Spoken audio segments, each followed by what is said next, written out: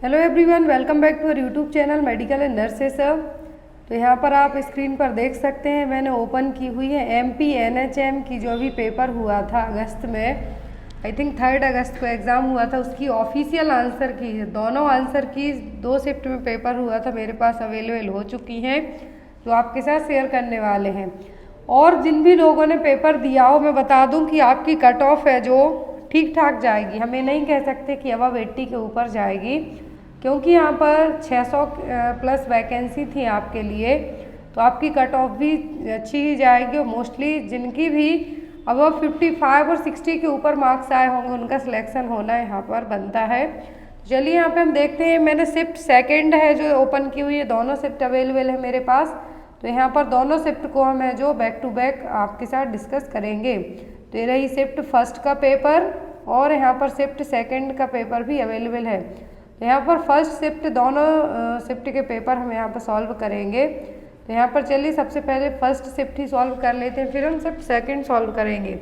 तो जो लोग एमपी एनएचएम का पेपर दे रहे हैं, सॉरी यूपी सीएचओ का पेपर दे रहे हैं, वो लोग भी इस पेपर को देखना, क्योंकि आपको इस तरीके के क्वेश्चन भी एग्जाम में आ सकते हैं कि आपको कौन कौन सा टॉपिक है जो कवर अप करना है। तो जैसा मैंने आप लोगों से पहले कहा था कि आपकी पोस्टिंग है जो अर्बन हेल्थ सेंटर में होना है, दैट मीन्स जो शहरी इलाकों में जो भी हेल्थ सेंटर होंगे वहाँ पर होगी, तो आपको पेपर का सेक्शन भी उसी टाइप से आएगा। तो यहाँ पर जो फर्स्ट क्वेश्चन है वो है द कलेक्शन ऑफ सब्जेक्टिव, ये देखिए question number first, the collection of subjective and objective patient information on which to base the plan of care is called. तो सब्जेक्टिव और ऑब्जेक्टिव इन्फॉर्मेशन हम पेशेंट की लेते हैं, तो किस तरीके का असेसमेंट यहाँ पर हम केयर प्लान बनाएंगे, असेसमेंट के लिए, नर्सिंग डायग्नोसिस के लिए, इम्प्लीमेंटेशन के लिए, फिर इवालुएशन के लिए। तो नर्सिंग प्रोसेस में हम सब्जेक्टिव डेटा और ऑब्जेक्टिव डेटा किसके लिए असेस करते हैं, लेते हैं, तो वो हम करते हैं असेसमेंट के लिए। किसके लिए करते हैं? असेसमेंट के लिए। ये ऑफिशियल आंसर की है, इसमें मैंने कोई भी चेंजेस नहीं किए हुए हैं।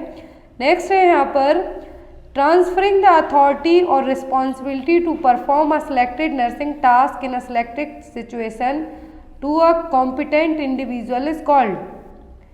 ये देखिए यहाँ पर कोई भी हम जो रिस्पॉन्सिबिलिटी है या फिर अथॉरिटी है क्या करते हैं, ट्रांसफ़र करते हैं किसी नर्सिंग टास्क के लिए, किसी नर्सिंग टास्क के लिए, तो ये क्या कहलाएगा? डेलीगेशन। यहाँ पर ऑप्शन में था evaluation, assessment, planning. Nursing process से आपको एग्जाम में क्वेश्चन आते हैं, जो 5 स्टेप नर्सिंग प्रोसेस है, नर्सिंग केयर प्लान बनाते हैं हम जिस पर, उसमें से आपको क्वेश्चन आते ही आते हैं।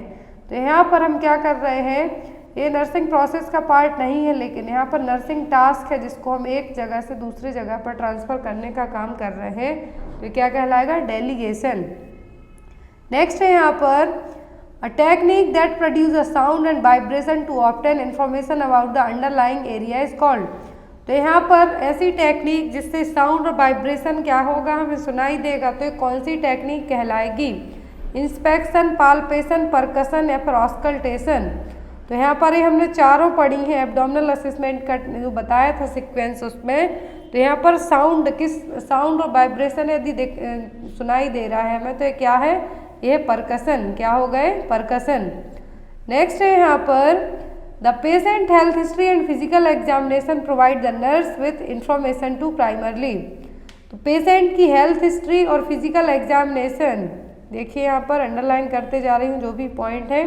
तो पेशेंट की हेल्थ हिस्ट्री और फिजिकल एग्जामिनेशन हम किस चीज़ के लिए है जो प्रोवाइड कराएंगे?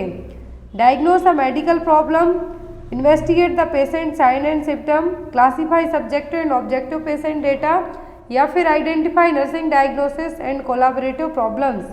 तो यहाँ पर हेल्थ हिस्ट्री और फिजिकल एग्जामिनेशन यदि हमने किसी पेशेंट का लिया है, तो किसके लिए लिया है? ये लिया है हमने डायग्नोस के लिए कि क्या डायग्नोसिस है और यहाँ पर क्या प्रॉब्लम्स हैं, जिसके लिए हम क्या बना सकते हैं? एनसीपी बना सकते हैं। नेक्स्ट वन है यहाँ पर inter professional care plans that specify care and desired outcomes during a specific time period for patients with a particular diagnosis or health condition is called. Total 100 question आए थे यहाँ पर आपको। तो यहाँ पर है इंटर प्रोफेशनल केयर प्लान, जिसमें हम पेशेंट की क्या स्पेसिफिक केयर की गई है, केयर करने के बाद आउटकम क्या आया है एक स्पेसिफिक टाइम पीरियड में, क्या डायग्नोस रहा है, हेल्थ कंडीशन क्या है। तो ये क्या कहलाएगा, ये कहलाएगा क्लिनिकल पाथवे। क्या कहलाएगा, क्लिनिकल पाथवे। नेक्स्ट है यहाँ पर the process by which pain signals are relate from the periphery to the spinal cord and then to the brain. तो यहाँ पर ये क्या कहलाएगा, जो ऐसी प्रोसेस जिसमें आपके सिग्नल दर्द आपको हो रहा है, तो जो सिग्नल पेरिफेरल से स्पाइनल कॉर्ड से ब्रेन के यहाँ आएंगे वो क्या कहलाएगा, सेंसिटाइजेशन, ट्रांसमिशन, ट्रांसड्यूसन या फिर मॉड्यूलेशन। तो ये कहलाएगा ट्रांसमिशन। ये क्या हो रहे हैं, यहाँ पर आपके सिग्नल ट्रांसमिट हो रहे हैं पेरिफेरल वे से स्पाइनल कॉर्ड में, स्पाइनल कॉर्ड से ब्रेन में, या आपको यहाँ पे दर्द हो रहा है, तो ये क्या कहलाएगा, ये कहलाएगा transmission of signal. Next one is an infection occurring in a patient during the process of care in a hospital or other health care facilities present और incubating at the time of admission is called. तो कौन सा infection है जो patient को process के time, आपकी जो केयर हो रही है उस प्रोसेस के टाइम पर या फिर कोई हेल्थ केयर फैसिलिटी के कारण हुआ है, तो कौन सा इन्फेक्शन है, infection cross health care associated infection या री इन्फेक्शन। ये कहलाएगा हेल्थ केयर एसोसिएटेड इन्फेक्शन। क्या कहलाएगा, याट्रोजेनिक इन्फेक्शन और हेल्थ एसोसिएटेड इन्फेक्शन। नेक्स्ट है यहाँ पर Who should be involved in infection control audit and surveillance activities। तो ऑडिट और सर्वेलेंस एक्टिविटीज़ में कौन इन्वॉल्व रहेगा, head nurse, all health care staff, only doctors, only health assistant. तो यहाँ पर ऑल हेल्थ केयर स्टाफ है, जब ऑडिट होता है किसी भी हॉस्पिटल का तो सभी वहाँ पर क्या रहने चाहिए, प्रेजेंट रहने चाहिए। ऑडिट सभी का होगा, ऐसा नहीं कि डॉक्टर बस का हो जाए फिर नर्सेस बस का हो जाए। नेक्स्ट वन है यहाँ पर A condition in which the infection is spread to areas of the body beyond the initial site of infection is called। तो ऐसी कौन सी कंडीशन है जिसमें इन्फेक्शन आपकी बॉडी से इनिशियल साइट ऑफ इन्फेक्शन में भी फैल जाएगा, लोकलाइज्ड, सिस्टमिक, डिसेमिनेटेड या फिर नोजोकॉमियल। तो ये कौन से टाइप का इन्फेक्शन हो गया होगा, डिसेमिनेटेड इन्फेक्शन। ऑलरेडी आपकी बॉडी में इन्फेक्शन है, ऑलरेडी आपको इन्फेक्शन है लेकिन किसी अदर पार्ट में स्प्रेड आउट होता है, तो ये कहलाएगा डिसेमिनेटेड इन्फेक्शन। नेक्स्ट वन है 1 gram of carbohydrate yields how many kilo calories of energy. तो 1 ग्राम कार्बोहाइड्रेट से मिलती है 4 किलो कैलोरीज। कितने, 4 किलो कैलोरीज। 1 ग्राम प्रोटीन से मिलती है 4 किलो कैलोरीज। 1 ग्राम फैट से मिलती है 9 kilo calories. Next one, when nutrition is delivered into the GI tract distal to the oral cavity via tube और कैथेटर इज कॉल्ड एज। तो जब आपको न्यूट्रिशन जीआई ट्रैक्ट में ओरल कैविटी के through, एक ट्यूब या कैथेटर के through हम भेजते हैं तो क्या कहलाएगा, पेरेंट्रल, एंटेरल, टोटल पेरेंट्रल या फिर ऑल ऑफ दी अबव। तो ये कहलाएगा एंटेरल न्यूट्रिशन। क्या कहलाएगा, एंटेरल न्यूट्रिशन। डायरेक्ट आपको जीआई ट्रैक्ट के थ्रू ओरल कैविटी के यहाँ से ट्यूब डाली जाएगी, कैथेटर डाला जाएगा, वो जो न्यूट्रिशन दिया जाएगा वो क्या कहलाएगा, वो कहलाएगा एंटेरल न्यूट्रिशन। नेक्स्ट वन है यहाँ पर deficiency of essential fatty acids in the diet is associated with rough and dry skin is known as. तो कौन से एसेंशियल फैटी एसिड की कमी के कारण, आपके खाने पीने में कौन सा एसेंशियल फैटी एसिड की कमी है जिसके कारण आपकी स्किन ड्राई है, स्किन रफ है। ऑप्शन में है फायरोडर्मा, स्क्लेरोडर्मा, सोरियासिस या फिर ऑल ऑफ दी अबव। तो एक कोई एसेंशियल फैटी एसिड की कमी के कारण जो प्रॉब्लम हो रही है वो क्या है, फेनोडर्मा। क्या है, phrynoderma. Next is the nutritional important forms of vitamin D are. तो विटामिन डी का न्यूट्रिशनल कौन सा फॉर्म है जो हेल्पफुल है, तो वो यहाँ पर कैल्सीफेरॉल एंड कोलेकैल्सीफेरॉल। क्या है, कैल्सीफेरॉल एंड कोलेकैल्सीफेरॉल, एक केमिकल नेम है विटामिन डी का। न्यूट्रिशनली इंपॉर्टेंट फॉर्म है या फिर हम टाइप कह सकते हैं विटामिन डी के। नेक्स्ट वन है यहाँ पर the most common lesion associated with riboflavin deficiency. तो राइबोफ्लेविन डेफिशिएंसी के कारण कौन से सबसे कॉमन घाव है, angular stomatitis, skin lesion, acne या फिर विटिलिगो। तो वो है यहाँ पर एंगुलर स्टोमेटाइटिस। क्या है, एंगुलर स्टोमेटाइटिस। ये जनरली राइबोफ्लेविन की कमी के कारण होगा। Next one, which each gram of hemoglobin contains how many milligram of iron। तो 1 ग्राम हीमोग्लोबिन में कितने मिलीग्राम आयरन होता है? तो वो होता है 3.34 mg, ये मैंने आपको बताया हुआ था। नेक्स्ट वन है यहाँ पर which of the following gland has both exocrine and endocrine function. तो एक ही ग्लैंड है ऐसी, तो वो है यहाँ पर पैंक्रियास। कौन सी है? पैंक्रियास। नेक्स्ट है which of the following test is done in patient suspected to have hyper functioning of hypo or hypo functioning of adrenal gland. तो यदि आपकी एड्रिनल ग्लैंड, किडनी के ऊपर जो एक एक ग्लैंड होती हैं वो कहलाती हैं एड्रिनल ग्लैंड, और यदि ये हाइपर मतलब ज़्यादा काम कर रही हो या फिर कम काम कर रही हो, कौन सा टेस्ट करवाएंगे हम? Aldosterone level, serum cortisol, haemoglobin या फिर HbA1c। तो जो टेस्ट होगा वो होगा सीरम कॉर्टिसोल टेस्ट, क्योंकि ये कौन सा हार्मोन रिलीज करती हैं? Cortisol hormone. तो इसी को यहाँ पर टेस्ट किया जाएगा, सीरम कॉर्टिसोल टेस्ट को। नेक्स्ट वन है यहाँ पर which of the following is best antacid for gastritis. तो गैस्ट्राइटिस के लिए बेस्ट एंटासिड क्या है? Calcium carbonate, aluminium hydroxide with magnesium carbonate, rabeprazole या फिर ऑल ऑफ दीज। तो जो यहाँ पर एंटासिड गैस्ट्राइटिस के लिए वो aluminium hydroxide with magnesium carbonate most commonly यहाँ पे यूज़ किया जाता है। Next one the possible immediate complication after gastric surgery और ऑल द फॉलोइंग एक्सेप्ट। तो गैस्ट्रिक सर्जरी के बाद सभी कॉम्प्लिकेशन हो सकते हैं किसी एक को छोड़कर। Haemorrhage, gastric distension, disruption of the suture line या फिर एनीमिया। तो जो गैस्ट्रिक सर्जरी होती हैं उनमें एनीमिया होने के चांसेस कम होते हैं एज़ कम्पेयर टू यहाँ पर जो यदि हिस्टेरेक्टोमी हो जाए या फिर LSCS हो जाए, एब्डोमिनल सर्जरी हो जाए। लेकिन गैस्ट्रिक सर्जरी में क्या होगा? इमीडिएटली एनीमिया है जो बहुत ही रेयर केस में डेवलप होगा। Next one the benefits of pre operative education are all the following except. तो प्री ऑपरेटिव मतलब बिफोर और किसी भी सर्जरी के पहले जो आप हेल्थ एजुकेशन पेशेंट को देंगे वो कहलाएगी प्री ऑपरेटिव एजुकेशन। आप उसमें पेशेंट को आप सर्जरी के बारे में हर एक चीज़ बताएंगे, तो वो सभी किसी एक को छोड़कर। Increased awareness regarding the procedure, knowledge regarding the diagnostic procedure, increase cooperation, increase pain perception. तो यहाँ पर सभी चीज़ें होंगी, लेकिन पेन परसेप्शन ये प्री ऑपरेटिव एजुकेशन में नहीं आएगा। पेन परसेप्शन पोस्ट ऑपरेटिव में आएगा कि ऑपरेशन के बाद जो दर्द हो रहा है वो क्यों हो रहा है, कितना होगा, ये सभी चीज़ें पोस्ट ऑपरेटिव में आएगी, ना कि प्री ऑपरेटिव में। बाकी पेशेंट को प्री ऑपरेटिव में अवेयरनेस हो जाएगी, प्रोसीजर के बारे में आप एक्सप्लेन कर देंगे, क्या आपको डायग्नोस हुआ है वो भी पता चल जाएगा। पेशेंट कोऑपरेट भी करेगा आपको यदि आप उसको प्रॉपर एक्सप्लेन करेंगे तो। नेक्स्ट वन है यहाँ पर prescribed 50 mg amoxicillin is supplied in 125 mg पर ml, how much ml will you administer.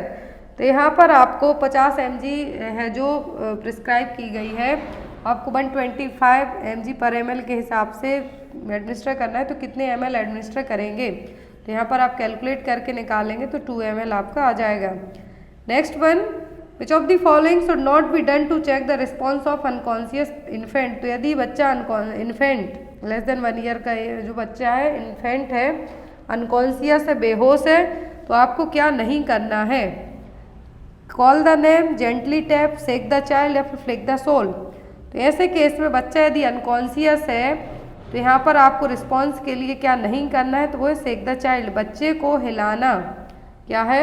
Should not be done to check the response of unconscious patient. यदि बच्चा बेहोश है तो उसको हमें हिलाना नहीं है, नाम से बुला सकते हैं, जेंटली टैप करके देखेंगे, तलवे को क्या करेंगे? घिसकर देख सकते हैं, लेकिन बच्चे को हिलाना नहीं है। Next one is the sign of circulation impairment after bandaging is. तो प्रॉपर सर्कुलेशन हो रहा है बैंडेजिंग के बाद या नहीं, तो कौन सा साइन यहाँ पे बताएगा? Warm skin, blue skin with prominent veins, normal skin texture या फिर limb not swallowing. Sign of circulation क्या है इम्पेयरमेंट का आफ्टर बैंडेजिंग के बाद? तो है blue skin with prominent veins. Veins क्या होंगी? फूली हुई रहेंगी आपकी, और जो स्किन है कैसी रहेगी? ब्लू कलर की रहेगी। तो क्या है? इम्पेयरमेंट साइन है कि बैंडेज ज़्यादा हार्ड आपने बांध दी है। Next one which of the following describes hypovolemic natremia. तो हाइपोवॉल्मिक नाइट्रेमिया के लिए क्या है जो यहाँ पर बताएगा? नाइट्रेमिया का यहाँ पर मतलब है सोडियम, वो है यहाँ पर total body water and sodium content is decreased. Hypo कहा है और नेट्रेमिया का मतलब क्या है यहाँ पर सोडियम, हाइपोनेट्रेमिया। तो यहाँ पर सोडियम कंटेंट क्या हो रहा है बॉडी में, और वॉल्यूमिक है तो मतलब फ्लूइड, तो वाटर और सोडियम कंटेंट क्या हो रहे हैं, कम हो रहे हैं। Next one, when the trust promoting experience are deficient or lacking, or when the basic are inconsistently in an infant, it result in which of the psychosocial development? Trust versus mistrust हमने पढ़ा है, तो यहाँ पर हमने यहाँ पर बताया है कि इन्फेंसी पीरियड में, देखिए क्वेश्चन थोड़ा सा घुमा के दिया, एरिक एरिक्सन की साइकोसोशल डेवलपमेंट थ्योरी के अकॉर्डिंग इन्फेंसी पीरियड में क्या डेवलप होगा, तो वो होगा मिसट्रस्ट, ट्रस्ट वर्सेस मिसट्रस्ट।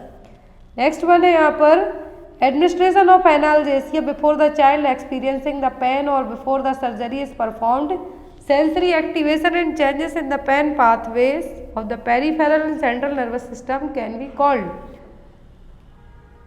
तो यहाँ पर किसी बच्चे के लिए बिफोर सर्जरी या फिर कोई पेन हो रहा है उसके बाद क्या किया जा रहा है, एनाल्जेसिया है जो एडमिनिस्टर किया जा रहा है। तो यहाँ पर कौन सा पाथवे है जो क्या हो रहा है, यहाँ पर कौन से पाथवे पे यहाँ पर ये काम करेगा कि जिससे पेन और सर्जरी के बाद है जो चीज़ें फील होंगी वो नहीं होंगी, वो होगा यहाँ पर प्री रैम्पटिव एनाल्जेसिया। क्या होगा, pre emptive analgesia. Next one is a sudden loud noise cause abduction of the arms which flexion of elbow hand remain clenched, this appears by 4 months of age, this reflex in newborn is called। तो बच्चे अचानक से अपने elbow के क्या करेंगे, flexed करेंगे तो एक साउंड आएगा जरा सा आपको, तो ये जनरली कौन सा रिफ्लेक्स कहलाएगा, ये कहलाएगा स्टार्टर रिफ्लेक्स। क्या कहलाएगा, स्टार्टर रिफ्लेक्स, और ये 4 महीने में अपने आप है जो ठीक हो जाएगा। नेक्स्ट वन, डिसअपियर हो जाएगा। When the child is diagnosed with a life-threatening illness but the parents act as if the disorder does not exist or attempt to overcompensate for the child is called। तो यहाँ पर ये चीज़ क्या कहला रही है, डिनाइल। बच्चे को लाइफ थ्रेटनिंग कंडीशन है लेकिन पेरेंट्स हैं जो क्या कह रहे हैं, कुछ नहीं होगा, ठीक हो जाएगा, तो ये क्या कहलाएगा कि डिनाई, वो क्या कर रहे हैं, उस चीज़ को डिनाई कर रहे हैं। Next one is accumulation of nitrogenous waste within the body is called, तो ये कहलाएगा एजोटेमिया। क्या कहलाएगा, एजोटेमिया। नाइट्रोजनस वेस्ट आपकी बॉडी में यदि इकट्ठा ब्लड में इकट्ठा होता है तो क्या कहलाएगा, azotemia. Next one, which of the following is a common side effect of chemotherapeutic drugs and cranial radiation. तो यहाँ पर क्रेनियल रेडिएशन किया जाता है और कीमोथेरेपिक ड्रग के कारण जो कॉमन साइड इफेक्ट है वो होता है एलोपेसिया, जिसको हम क्या कहेंगे, गंजापन, baldness. Next is benzodiazepines are used for all the following reasons except, तो बेंजोडाइजापाइन यूज़ की जाती हैं सभी को ट्रीट करने के लिए किसी एक को छोड़कर। तो हिप्नोटिक्स में किए जाते हैं, anti convulsant to prevent delirium में भी किए जाते हैं, एडजुवेंट स्केलेटल मसल को रिलैक्स करने में भी किए जाते हैं, एंटी मेटाबोलाइट एजेंट्स के तौर पर बेंजोडाइजापाइन यूज़ नहीं किए जाएंगे, बाकी इन सभी में इनको यूज़ किया जाएगा। Next one, all or the following characteristic of fluoroquinolones except, तो फ्लोरोक्यूनॉल्स के सभी कैरेक्टरिस्टिक हैं किसी एक को छोड़कर। तो ये wide range of positive negative organism पे काम करेगा, बैक्टीरिसाइडल है, interfere with bacterial DNA replication है, फिर involve in cell wall synthesis. तो सेल वॉल सिंथेसिस में काम नहीं करेगी फ्लोरोक्यूनॉल्स। ये मोस्टली हॉस्पिटल्स में यूज़ की जाने वाली ड्रग है, एंटीबायोटिक है और जनरली इन्फेक्शन को ट्रीट करने में यूज़ की जाती है। तो यहाँ पर क्या करेगी, सेल वॉल सिंथेसिस में इन्वॉल्व नहीं होगी। Next one is which of the following is a short acting insulin. तो हमने लॉन्ग एक्टिंग, शॉर्ट एक्टिंग और इंटरमीडिएट पढ़े हैं तीनों टाइप के। तो शॉर्ट एक्टिंग इंसुलिन इनमें से कौन सा है, तो वो ह्यूमिलिन आर। क्या है, Humulin R. Next one, which of the following is an antihistamine. तो एंटीहिस्टामिन है सिट्रेजिन, जो कि मोस्ट कॉमनली एलर्जिक में है जो यूज़ की जाती है। यहाँ पर ये सिट्रेजिन वाला क्वेश्चन है जो आपको यूपीसीएचओ एग्जाम में आया हुआ था। नेक्स्ट है यहाँ पर any waste that is generated during the diagnosis, treatment और इम्यूनाइजेशन ऑफ ह्यूमन बीइंग और एनिमल्स और रिसर्च एक्टिविटीज इज कॉल्ड। तो कौन सा वेस्ट कहलाएगा कि डायग्नोसिस, ट्रीटमेंट, इम्यूनाइजेशन में निडल यूज़ होंगी, वो भी वेस्ट में आ जाएंगी आपकी। जो भी कॉटन वॉटन होगा वो सभी वायरस वगैरह किस टाइप के वेस्ट में आएंगे, मेडिकल में, हॉस्पिटल में, बायोमेडिकल या फिर इन्फेक्शियस, तो ये सभी आएंगे बायोमेडिकल वेस्ट में। किसमें? बायोमेडिकल वेस्ट में। Next one, the treatment process that has to be done for recyclable waste. Recyclable waste के लिए कौन से प्रोसेस अपनाई जाएगी? Washing and drying, autoclaving and incineration, sterilization and disinfection या फिर क्लीनिंग एंड फ्यूमिगेशन। तो रिसाइकलिंग के लिए ऑटोक्लेविंग और इंसिनरेशन। इंसिनरेशन में जनरली जलाने वाली मेथड यूज़ की जाती है, जो जनरली बॉडी पार्ट्स या फिर कुछ एनाटॉमिकल वेस्ट है। ऑटोक्लेविंग बेस्ट मेथड मानी जाती है किसके लिए? जिसमें आपके माइक्रोब्स के अलावा स्पोर्स भी साथ में मर जाएंगे।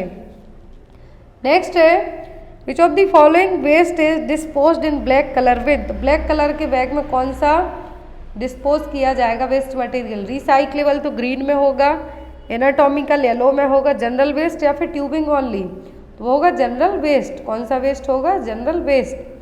Next one, which of the following is not a biomedical waste. तो इनमें से बायोमेडिकल वेस्ट कौन सा नहीं है? Laboratory waste, operation theatre waste, nursing home waste या फिर शॉपिंग मॉल वेस्ट। तो बायोमेडिकल वेस्ट होगा यहाँ पर नहीं है, तो वो होगा शॉपिंग मॉल का कचरा। Next one, autoclaving and microwaving are done for which of the following type of medical waste. तो ऑटोक्लेविंग और माइक्रोवेविंग किस में किए जाते हैं? रिसाइक्लेबल कंटामिनेटेड वेस्ट में, जो हमने जस्ट अभी यहाँ पर ये देखिए क्वेश्चन नंबर 36 कहा है रिसाइक्लेबल के लिए ऑटोक्लेविंग है। अब ऑटोक्लेविंग के लिए क्या है? तो वो recyclable. Next one, increased sense of smell is called. तो किसी की सूंघने की क्षमता बढ़ जाती है तो वो क्या कहलाती है? Hyper osmia. क्या कहलाएगी? Hyper osmia. Next one, the skin infection that extends into the deeper dermis and subcutaneous tissue and cause the deep red erythema without sharp border that spreads widely through tissue space is called। तो ये क्या कहलाएगा? erythema, purpura, cellulitis या फिर all of the above. तो ये कहलाएगा cellulitis. क्या है? सेल्यूलाइटिस, जो कि डीपर डर्मिस और सबक्यूटेनियस टिश्यू को भी अफेक्ट करेगा, रेडनेस होगी किसी शार्प बॉर्डर बने बिना, तो ये क्या कहलाएगा? Cellulitis. Next one, all the following are acute intervention to treat cause of anaemia except. तो एक्यूट इंटरवेंशन है एनीमिया को ट्रीट करने के लिए, किसी एक को छोड़कर। ब्लड ट्रांसफ्यूजन, एरिथ्रोपोइटिन थेरेपी देंगे हम, आरबीसी रिप्लेसमेंट करेंगे यदि किसी को एनीमिया है तो। एक्यूट इंटरवेंशन का मतलब सडनली हमें सब करना है। एडमिनिस्ट्रिंग IVIG, तो IVIG हम एडमिनिस्टर नहीं करेंगे। Next is most effective leadership style. तो मोस्ट इफेक्टिव तो होती है डेमोक्रेटिक, मतलब आप सबकी बात सुनेंगे। Next is the process of evaluation of nursing care provided from the charts and files of a discharge is called. तो किस टाइप का ऑडिट कहलाएगा? ये कहलाएगा रेट्रोस्पेक्टिव ऑडिट, जिसमें चार्ट और फाइल के थ्रू डिस्चार्ज प्रॉपर पेपर आपको प्रोवाइड करवाए जाएंगे, तो ये कहलाएगा retrospective audit. Next one, the objective of nurse patient assignment is. Nurse patient assignment है तो इसका एम क्या है? To provide best and safest care to patient, to reduce patient bill, to reduce hospital stay, फिर all of the above. तो यहाँ पर nurse patient का जो बीच में जो असाइनमेंट बनता है तो उसका मेन एम होता है कि पेशेंट को आप सेफ केयर प्रोवाइड कराएंगे, बेस्ट और सेफ केयर देंगे। Next one, the process of deciding in advance what to do. तो व्हाट टू डू का मतलब क्या है? तो ये कहलाएगी प्लानिंग। क्या कहलाएगी? Planning. Next one, patient with which of the following diagnose are not admitted in the intensive care unit. तो कौन सा डायग्नोस होगा जिसमें पेशेंट को ICU में एडमिट होने की जरूरत नहीं पड़ेगी? Congenital condition, shock, persistent vegetative state या फिर अल्टर्ड मेंटल स्टेटस। तो ICU में परसिस्टेंट वेजिटेटिव स्टेट वाले पेशेंट को जाने की ज़रूरत नहीं पड़ेगी। जो हमेशा एक ही उसमें रहते हैं उनको ICU में जाने की ज़रूरत नहीं पड़ेगी, लेकिन किसी का अचानक से मेंटल स्टेटस बदल जाए, कंजेनाइटल कंडीशन हो या फिर शॉक की सिचुएशन हो तो उनको एडमिट करना पड़ सकता है। Next is counselling a patient with COPD regarding smoking suggestion is vital because. तो जो COPD के पेशेंट हैं हम उनको कहते हैं कि आप स्मोकिंग छोड़ दीजिए, सजेस्ट का मतलब स्टॉप कर दीजिए। क्यों? To cure the condition, it is the only way to slow the progression of disease, to promote health of family members या फिर to prevent illness in children। तो इसका मेन एम होगा कि आप जो भी स्मोकिंग कर रहे हैं, चाहे बीड़ी फूंक रहे हो या फिर सिगरेट पी रहे हो, तो यहाँ पर आपको स्टॉप करना है, क्योंकि जो डिसीज़ आपको ऑलरेडी है, COPD है, यदि इसकी प्रोग्रेस को रोकना है हमें क्या करना होगा, आपको स्टॉप करना होगा। करेक्ट। नेक्स्ट है यहाँ पर क्वेश्चन,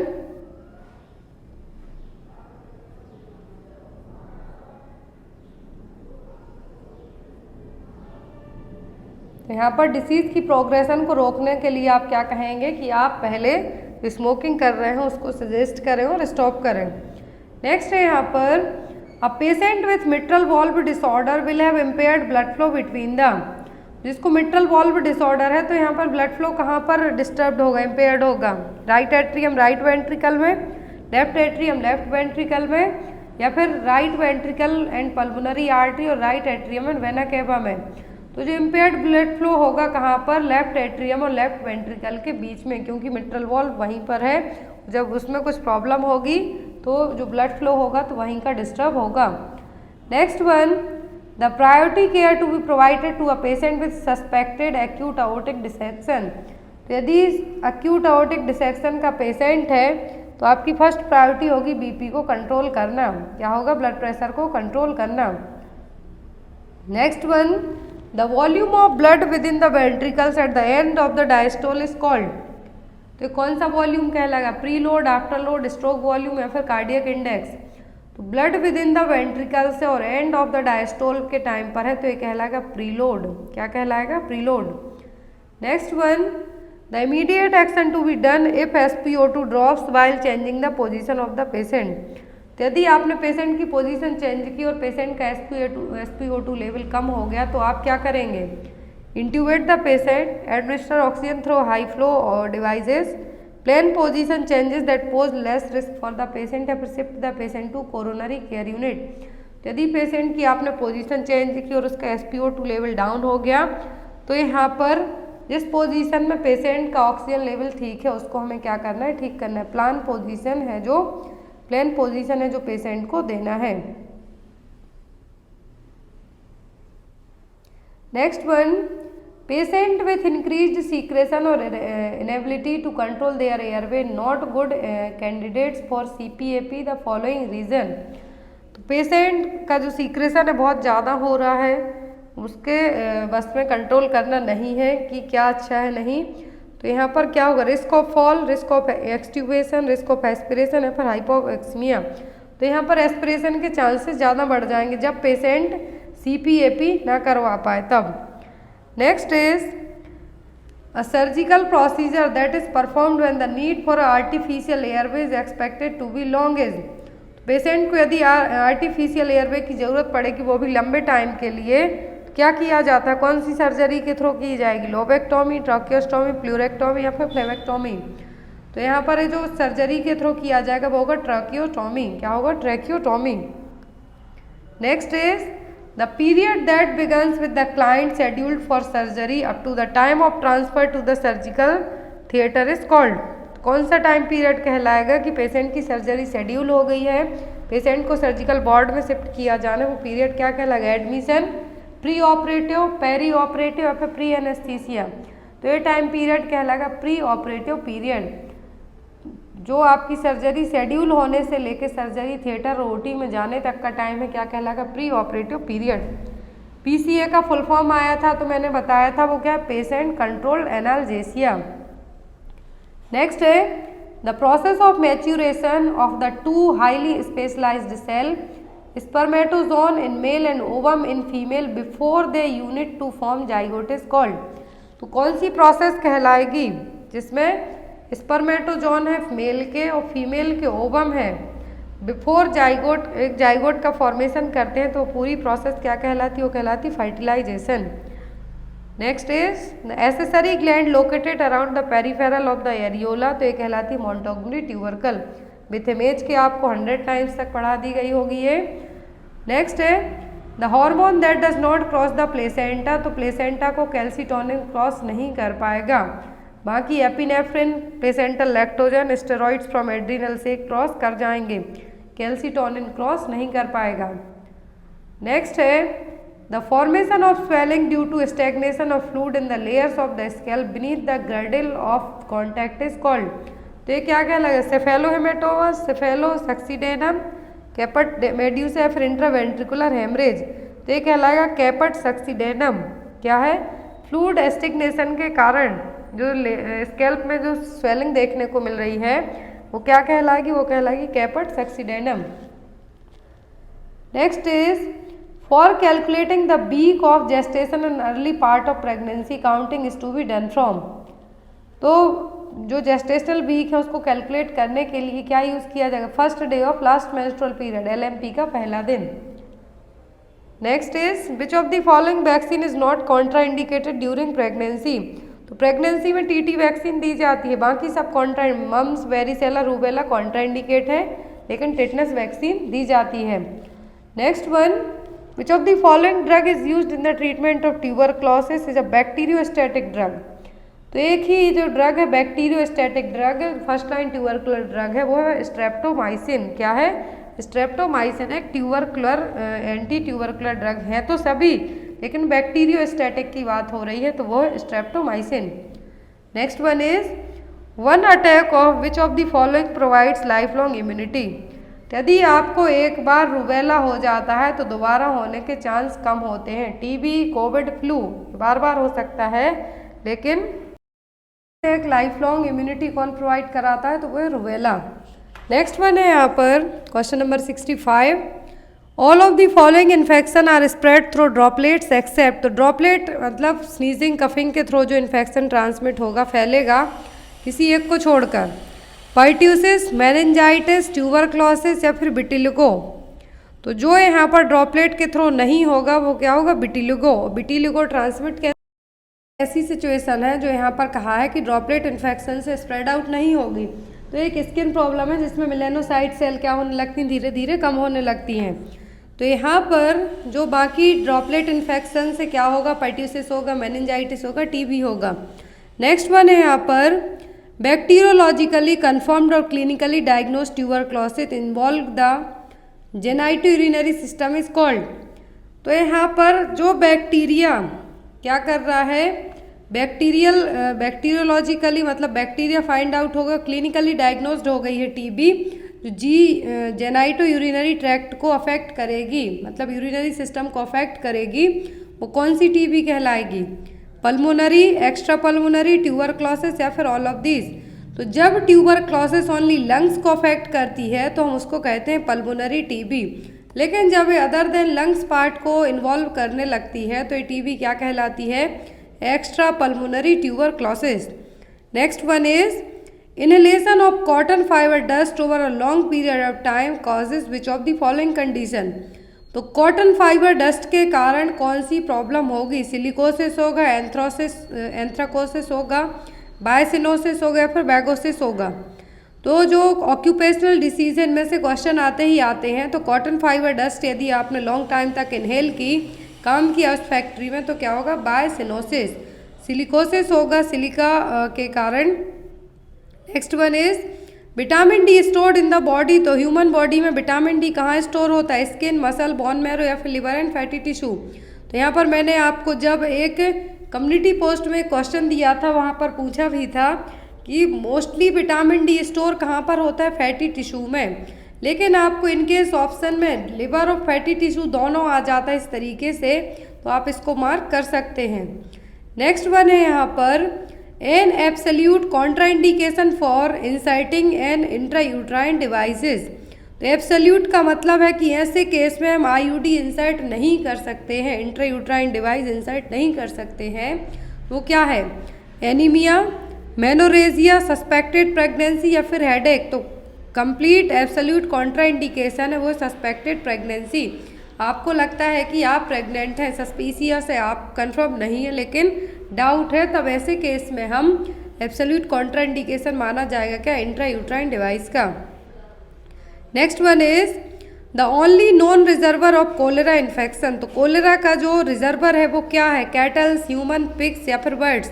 तो only human. Cholera generally human being को ही अफेक्ट करेगा। नेक्स्ट वन है यहाँ पर an important factor to select an airway intervention for a patient in an emergency. यहाँ पर क्या बात की जा रही है, एयरवे की। तो एयरवे इंटरवेंशन के लिए इमरजेंसी यूनिट में क्या करेंगे, डेप्थ ऑफ इंजरी चेक करेंगे, extent of injury, conscious level of patient या फिर टाइप ऑफ इंजरी। तो इम्पोर्टेंट फैक्टर होगा यहाँ पर एयरवे के लिए वो होगा consciousness level of patient. Patient क्या है, कॉन्शियस है या फिर अनकॉन्शियस है, सेमी कॉन्शियस है। एयरवे इंटरवेंशन के लिए आप इमरजेंसी में क्या करेंगे, कॉन्शियसनेस लेवल को चेक करेंगे। Next one is current approach for CPR. तो सीपीआर का करेंट अप्रोच क्या है, तो वो कंप्रेशन, एयरवे एंड ब्रीदिंग। क्या है, compression, airway and breathing. Next one है यहाँ पर the most sensitive and reliable indicator of a person neurological status is. Person का न्यूरोलॉजिकल स्टेटस चेक करने के लिए रिलायबल इंडिकेटर क्या होगा, sensitive, reliable. Ocular sign, level of consciousness, level of mobility या फिर वॉक इंडेक्स। न्यूरोलॉजिकल एग्जामिनेशन के लिए जो बेस्ट इंडिकेटर होगा वो होगा लेवल ऑफ कॉन्शियसनेस। चेक किया जाएगा ग्लासगो कॉमा स्केल से। न्यूरोलॉजिकल स्टेटस चेक करने के लिए क्या यूज़ किया जाता है, जीसीएस। और यहाँ पर जब न्यूरोलॉजिकल स्टेटस सही है या नहीं, रिलायबल इंडिकेटर क्या होगा, तो वो होगा level of consciousness. Next one hypovolemic shock has all the following signs except. तो हाइपोवॉल्मिक शॉक के सभी साइन है किसी एक को छोड़कर। Tachycardia, decreased blood pressure, bradycardia या फिर डिक्रीज्ड पल्स प्रेशर। तो हाइपोवॉल्मिक शॉक में कभी भी ब्रेडिकार्डिया देखने को नहीं मिलेगा। क्या होगा, ब्रेडिकार्डिया देखने को नहीं मिलेगा। Next one is to inspect the posterior surface in a trauma patient the patient should be. तो यदि आप पेशेंट का क्या कर रहे हैं, पोस्टीरियर सरफेस चेक कर रहे हैं, बैक साइड चेक कर रहे हैं ट्रॉमा पेशेंट का, तो कैसे करेंगे, made to sit, log rolled with cervical spine mobilization, log rolled with cervical spine immobilization या फिर made to sideline position। तो यहाँ पर आप क्या करेंगे, ट्रॉमा पेशेंट है तो पेशेंट में हमें क्या है, बैक इंजरी के चांसेस भी हो सकते हैं, लेकिन हमें उसको चेक करना है यदि बैक साइड पोस्टीरियर पोर्शन, तो हमें क्या करना है, log rolled with cervical spine mobilisation. Cervical spine को इमोबिलाइज करना है, क्या करना है, इमोबिलाइज करके है जो उसको चेक करना है। नेक्स्ट वन है यहाँ पर an old man is brought to the emergency at around 12 noon with complain of dyspnoea and not oriented. Dyspnoea है मतलब सांस लेने में प्रॉब्लम हो रही है, ओरिएंटेशन नहीं है। His skin was hot and dry, his wife state he was fine in the morning, which of the following will be the priority nursing action. यदि किसी पर्सन को 12 बजे दोपहर में लाया जाता है, डिस्निया है, नॉट ओरिएंटेड है मतलब प्रॉपर तरीके से उसको सभी चीज़ें समझ में नहीं आ रही हैं, उसकी वाइफ कहती है कि सुबह तक ठीक थे लेकिन अभी हॉट एंड ड्राई हैं, तो क्या करेंगे आप, start the oxygen, collect history from this wife, assess is vital sign या फिर collect social history. First priority होगी आपकी उसके वाइटल साइन को चेक करना। Next one which of the following is the first action to be done by rescuer to a collapsed patient. यदि person collapsed है, क्या है, कोलैप्स है, तो आप क्या करेंगे, स्पीक टू विक्टिम और shake his shoulder, assist circulation, provide rescue breath, use an AED. तो आप सबसे पहले क्या करेंगे, पेशेंट विक्टिम को क्या करेंगे, बोलने, बात करेंगे उससे, उसके शोल्डर को हिला के देखेंगे। Next one is a burn wound that is caused by hot liquid और स्टीम इज कॉल्ड। तो यदि हॉट लिक्विड और स्टीम के कारण आप बर्न होते हैं तो क्या कहलाएगा, स्कॉल्ड वुंड इंजरी या फिर हीट स्ट्रोक, तो वो कहलाएगा स्कॉल्ड। जैसे आपने कोई गर्म बर्तन टच कर लिया या फिर आपके ऊपर कुछ ऑयल गिर गया तो वो क्या कहलाएगा, scald. Next one is the role and responsibility of the house keeping service manager in relation with infection control are all of the following except. House keeping services manager की सभी रिस्पॉन्सिबिलिटी इन्फेक्शन कंट्रोल को लेके किसी एक को छोड़कर, organise pest control in the facility, identify wearing needs for cleaning in various hospital area, ensure availability of soap in hand wash area at all times, provide consultation for minor alignments. तो यहाँ पर एक house keeping manager की सभी important responsibilities होंगी, लेकिन जो होगा वो होगा माइनर एलिमेंट्स को लेके उसके पास आप है जो परामर्श नहीं कर सकते, वो आपको कंसल्टेशन नहीं प्रोवाइड करवा सकता है। बाकी वो उसकी जो रिस्पॉन्सिबिलिटी क्या कही है, इन्फेक्शन कंट्रोल को लेके, तो वो सॉप प्रोवाइड करवाएगा, पेस्ट कंट्रोल करवाएगा, क्लीन करवाएगा हॉस्पिटल के अलग अलग एरिया, लेकिन माइनर एलिमेंट्स के लिए वो हेल्प आपकी नहीं कर सकता। Next one, method of economic evaluation that ranks programme by the cost of achieving objects is called. तो इकोनॉमिक इवैल्यूएशन के लिए कौन सी मेथड होगी जिससे कॉस्ट अचीव करने में आपको हेल्प करेगी? Cost control, cost effectiveness, break even calculation या फिर कॉस्ट बेनिफिट? तो आपका जो हेल्प करेगा वो क्या होगा? Cost effectiveness. Next one is the cricket Asia cup 2022 will be shifted to which nation from Sri Lanka. तो एशिया कप है जो क्रिकेट का पहले श्रीलंका में होने वाला था, बट वहाँ की सिचुएशन को देखते हुए चेंज कर दिया गया। तो अब कहाँ पर होगा? इंडिया में, पाकिस्तान में, बांग्लादेश या फिर यूएई में? तो ये होगा यूएई में। कहाँ पर? यूएई में। पहले श्रीलंका में होने वाला था एशिया कप, इसकी टीम भी डिसाइड हो चुकी है क्रिकेट एशिया कप 2022 की, लेकिन श्रीलंका के हालात ख़राब थे बीच में, अभी भी है, तो अभी यूएई में होगा। Next one is who has been appointed as the new CEO of Paytm payment services limited. तो पेटीएम के नए सीईओ कौन हैं? कुणाल शाह, समीर निगम, बी प्रीत सिंह या फिर नकुल जैन? तो वो है नकुल जैन। आपको ये क्वेश्चन नॉर्सेट के पेपर में भी हेल्पफुल रहेंगे। जो 20% आपको अलग अलग जितने एग्ज़ाम्स हो रहे हैं ना, उनमें से जो भी सीईओ आते हैं या फिर क्रिकेट को लेके, स्पोर्ट्स को लेके, तो आपको सभी क्वेश्चन सेपरेटली नोट डाउन करके रखना है, आपके एग्ज़ाम में आ सकते हैं। Next one is when will Swami Vivekananda death anniversary is being observed. तो स्वामी विवेकानंद की डेथ एनिवर्सरी हम कब मनाते हैं? जुलाई 4 को। Next one is NDA presidential election candidate Draupadi Murmu belongs to which tribe. तो द्रौपदी मुर्मू है किस जनजाति समूह से हैं? पहली जनजाति, फर्स्ट ट्राइबल प्रेसिडेंट बनी है, तो वो है सांथाल। कौन है? Santhal. Next one, from the given alternative word select the word which can not be formed using the letter of the given word. कौन सा वर्ड है यहाँ पर जो वर्ड दिए हुए इनसे नहीं बनेगा? तो वो होगा टॉक्सिक। क्या होगा? टॉक्सिक, क्योंकि यहाँ पर सी वर्ड तो है ही नहीं। जक्स्टापोजिशन से क्या वर्ड नहीं बनेगा? तो वो होगा टॉक्सिक। पोस्ट बन जाएगा, स्पॉट बन जाएगा, टैक्सी बन जाएगा, क्योंकि यहाँ पर सी वर्ड नहीं है इसलिए। Next one is select the related letter words from the given alternative. तो यहाँ पर एक लेटर सेलेक्ट करना है अल्टरनेटिव के बेस पर। इसके राफेल KYKZ, इसके बाद क्या आएगा आपका? तो वो होगा JWHV। नेक्स्ट वन इज यहाँ पर आपको सीरीज़ है, नंबर निकालना है, तो जो आपका 536 के बाद क्या आएगा? तो वो होगा 49। Next one is E is the sister of B, A is the father of C, B is the son of C. How is A related to CE? ए का ई से क्या रिलेशन है? तो ए ई के कौन है? ग्रैंडफादर हैं, दादा हैं। Next is Janaki started from her house and walk 2 kilometre towards north. Janaki ने अपने घर से चलना शुरू किया और 2 किलोमीटर उत्तर की ओर चली, फिर वह दाएं मुड़ती है और 1 किलोमीटर की दूरी तय करती है, फिर वह फिर से दाएं मुड़ती है, 2 किलोमीटर चलती है। तो किस दिशा में जा रही है? तो वो जा रही है साउथ में। Next one, Which one set of letter when sequentially placed as the gaps in the given letter series shall completed? Series complete करनी है आपको। A B B, फिर आएगा C, A B, फिर आएगा B C, फिर आएगा आपका A, फिर आएगा B। Next one is which Indian wrestler won a bronze medal at the under-23 Asian wrestling championship 2022। तो under-23 एशियन रेसलिंग चैम्पियनशिप 2022 में किस इंडियन रेसलर ने ब्रॉन्ज मेडल जीता है? तो वो है दीपक पुनिया। कौन है? Deepak Punia. Next one is which tech company funds the digi warning call centre setup recently in NASSCOM. तो नेस्कॉम के लिए जो डिगी वार्निंग कॉल सेंटर है, तो किस कंपनी ने फंडिंग की है? माइक्रोसॉफ्ट ने, मेटा का अभी फेसबुक का जो नया नाम है वो क्या है? मेटा, ट्विटर या फिर गूगल ने? तो ये किया है गूगल ने, इसको फंडिंग की है डिजी वार्निंग कॉल सेंटर के लिए, जो कि नेस्कॉम ने अभी रिसेंट में सेटअप किया डिजी वार्निंग कॉल सेंटर का।